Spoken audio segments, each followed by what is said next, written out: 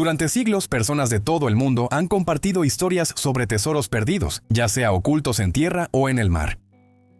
Estas historias abarcan todo el mundo, presentando oro enterrado, riquezas desaparecidas y joyas perdidas. Sin importar a quién le preguntes o qué libro leas, seguramente te encontrarás con este tipo de leyendas. Algunos relatos de tesoros profundizan en artefactos antiguos, revelando destellos de civilizaciones pasadas y ofreciendo perspectivas históricas. Otros reflejan la incansable búsqueda de la humanidad por la riqueza, sirviendo a menudo como relatos de advertencia sobre la avaricia, el materialismo y las consecuencias de la conquista.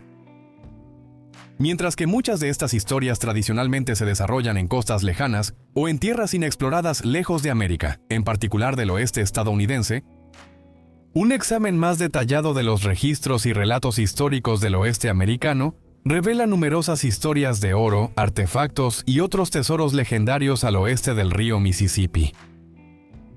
Por lo tanto, para adentrarnos más en la leyenda de las búsquedas de tesoros a lo largo de la frontera, exploremos algunas historias de tesoros perdidos que se originan en el Viejo Oeste. Presentando la leyenda del tesoro escondido de Punta del Diablo, San Francisco, California.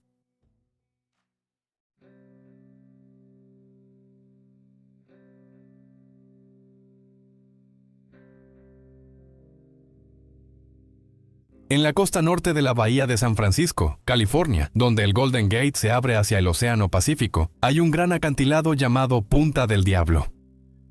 Protege una bahía curva de los fuertes vientos que vienen del este.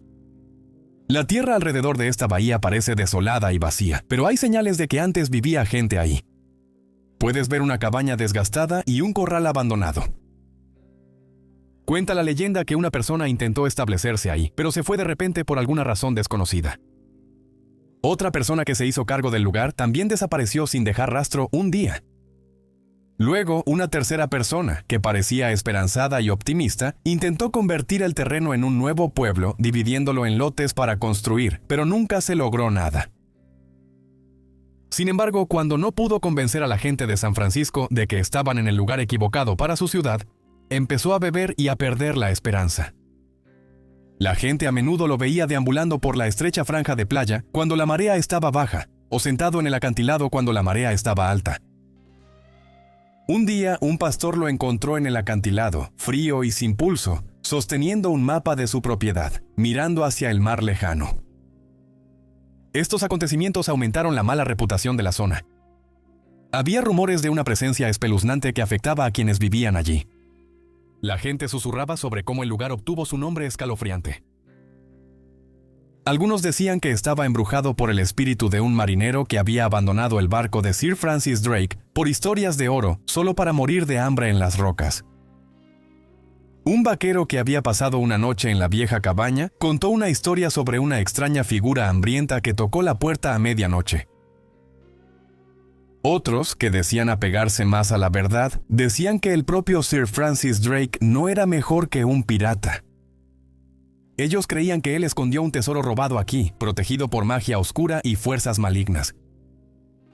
En las noches de luna llena a veces se veía un barco sombrío frente a la costa.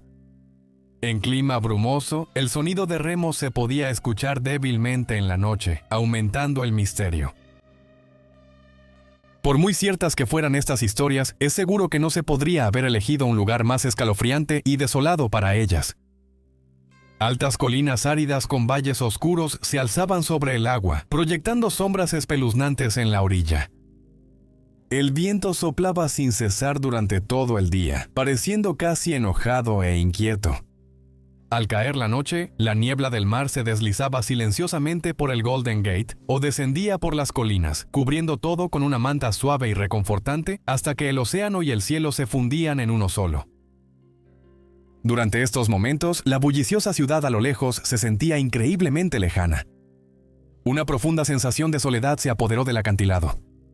Los sonidos de un cabrestante crujiendo o las voces distantes de marineros en un barco oculto se escuchaban débilmente en el aire, sumando al ambiente misterioso.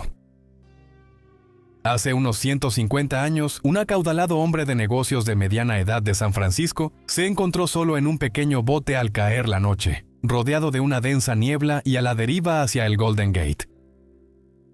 Este giro inesperado de los acontecimientos se debió en parte a su falta de experiencia en la navegación, y en parte porque siempre creía que las cosas saldrían bien al final, un rasgo de su naturaleza optimista. Habiendo entregado el control de su bote al viento y las corrientes, confiaba en que algo sucedería para guiarlo a salvo. La marea cambiará pronto, se tranquilizó el empresario, o algo sucederá. Justo cuando se recostó en el bote, la proa de repente giró, como si alguna fuerza invisible la empujara, y vio una figura oscura que se alzaba frente a él. El bote se acercó a la orilla hasta quedar protegido por un saliente rocoso apenas visible a través de la niebla. Mirando desesperadamente a su alrededor, esperaba reconocer algún punto de referencia familiar, pero la niebla lo ocultaba todo. Logrando asegurar el bote a las rocas, se recostó con una nueva sensación de confianza y seguridad. Hacía un frío insoportable. La niebla húmeda se filtraba a través de su abrigo bien abrochado, haciéndolo temblar a pesar de los sorbos de la petaca que llevaba. Su ropa estaba empapada y los asientos del bote estaban resbalosos por la salpicadura del mar. Los pensamientos de calor y refugio lo atormentaban mientras miraba con anhelo las rocas. Finalmente, impulsado por la desesperación, dirigió el bote hacia la parte más accesible del acantilado e intentó trepar. Sorprendentemente, no fue tan difícil como parecía, y en cuestión de momentos llegó a la cima de la colina. Una figura oscura a lo lejos llamó su atención y al acercarse descubrió que era una cabaña abandonada. Cuenta la leyenda que él encendió una fogata robusta, usando estacas del corral cercano y disfrutó de un buen brandy de su petaca, encontrando algo de consuelo por un rato. La cabaña no tenía puerta y las ventanas cuadradas dejaban entrar la niebla helada libremente. A pesar de estas dificultades, su naturaleza optimista lo llevó a pasar el tiempo atendiendo la fogata y admirando el cálido resplandor que proyectaba en la noche brumosa. El cansancio pronto lo venció en esta tarea simple pero reconfortante, y se quedó dormido. Se despertó en medio de la noche por un grito fuerte que parecía venir del mar. Preguntándose si era un marinero perdido llamando entre la niebla, caminó hasta el borde del acantilado, pero la densa neblina hacía imposible ver más allá de unos cuantos metros.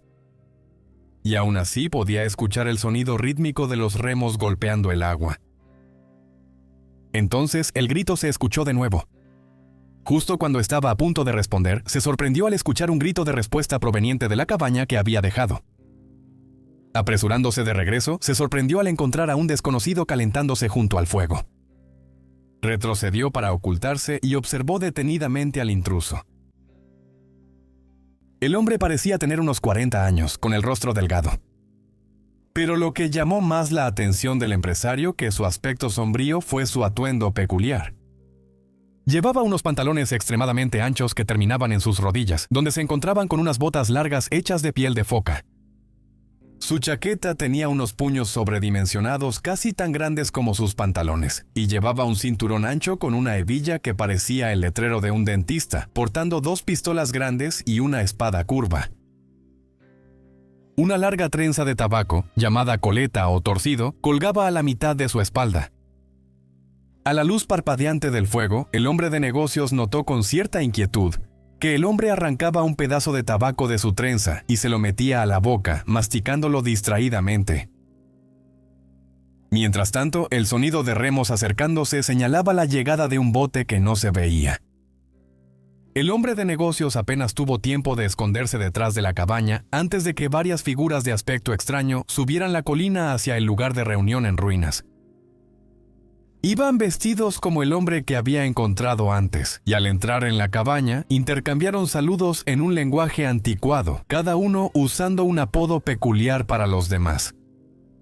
Flash in the Pan, Spiter of Frogs, Barril de Malvasía, Ladyard Will y Mark the Pinker eran algunos de los pocos nombres que el hombre de negocios pudo recordar. No pudo discernir si estos nombres reflejaban algún rasgo específico de sus dueños, ya que un silencio cayó sobre el grupo cuando se reunieron en semicírculo alrededor de su anfitrión demacrado. Finalmente, Barril de Malvasía, un marinero corpulento de nariz roja, se levantó algo tambaleante y se dirigió al grupo. Se habían reunido, explicó, como parte de una tradición de larga data para apoyar a un miembro que había pasado 50 años vigilando el área donde se creía que estaban enterrados tesoros. Ante esta revelación, el hombre de negocios se animó. Si todos están listos para escuchar el informe de nuestro estimado hermano Master Slit the Throat sobre su búsqueda de este tesoro, continuó Malmsey Bot, entonces comencemos sin demora. Un murmullo de acuerdo circuló entre el grupo mientras el orador se acomodaba de nuevo en su asiento. El maestro cortagargantas abrió lentamente la boca y comenzó su informe. Había pasado mucho tiempo localizando el lugar exacto del tesoro. Estaba seguro de que ahora ya se había determinado su paradero. Admitió haber llevado a cabo algunos asuntos menores fuera de su conversación. Por modestia se abstuvo de revelar los detalles, pero enfatizó que ninguno de los 3 ocupantes que habían vivido en la cabaña durante la última década seguía con vida. Luego, Mark el Pinker se puso de pie. Antes de profundizar en el tema principal, sintió la obligación de honrar su amistad con el orador anterior, a quien conocía desde la infancia. Habían luchado lado a lado en la Guerra Española, y Mark admiraba la habilidad de su amigo con la espada. Relató brevemente un incidente gracioso de su pasado, demostrando la habilidad de su amigo para manejar una situación difícil. Con un toque de emoción, Mark se disculpó si hablaba demasiado de su historia compartida, pero luego sugirió al grupo aceptar el informe de Slit the Throat y expresarle su gratitud. Luego trajeron un barril de licor fuerte a la cabaña y las latas de grog se pasaron libremente de persona en persona. Mark el Pinker propuso elocuentemente un brindis por Slit the Throat, lo cual fue respondido de manera conmovedora por el propio Slit the Throat, provocando lágrimas en los ojos de los presentes. El hombre de negocios, aún escondido, se sintió ansioso durante este breve desvío del propósito principal de la reunión. Hasta ahora, no se había mencionado la ubicación exacta del tesoro al que aludían misteriosamente. El miedo le impedía preguntar abiertamente, mientras que la curiosidad le impedía escabullirse durante la celebración que siguió. Sin embargo, su situación se volvió más precaria. Flash in the Pan, aparentemente de temperamento explosivo, disparó ambas pistolas contra un compañero durante una acalorada discusión. Las balas atravesaron el cuerpo del hombre justo debajo de las axilas, dejando agujeros limpios por los que el horrorizado hombre de negocios podía ver la luz del fuego. Sorprendentemente, el hombre herido no mostró ninguna angustia, incluso bromeó colocando sus pulgares en los agujeros como si fueran sisas. Esto alivió el ambiente, y el grupo se tomó de las manos para empezar a bailar. Uno de ellos comenzó una melodía monótona, y los demás se unieron en un coro que al empresario le resultaba extrañamente familiar. Su Majestad está muy enferma. El señor Essex tiene sarampión. Nuestro almirante ha derrotado a los franceses. Pop, dice la comadreja. Al repetirse el estribillo de la última línea, el grupo disparó sus pistolas cargadas en todas direcciones, poniendo al asustado hombre de negocios en extremo peligro y confusión. Después de que el caos se calmó un poco, Flash en la sartén pidió orden y la mayoría de los hombres misteriosos volvieron a sus asientos. Sin embargo, Malmsey Bot insistió en otro coro, entonando una canción estridente a todo pulmón. Me conocen como Jay Kaiser, nacido en Springs Garden. Mi padre quería que fuera oficinista, pero rechacé esa oferta. Prefiero ser carnicero por la gracia de mi dama, para siempre. Flash in the Pan silenció a Malmsey Bot presionando una pistola contra su boca. Luego procedió a leer de un pergamino solemne. Era un documento legal, escrito en el lenguaje anticuado de una época pasada. Después de una larga introducción, afirmando su lealtad a la reina, el documento declaraba su derecho sobre el promontorio y sus tesoros enterrados, supuestamente ocultos por el leal almirante Sir Francis Drake. Declaraba su intención de formar un gremio para buscar y reclamar estos tesoros, con todos los presentes firmando solemnemente sus nombres.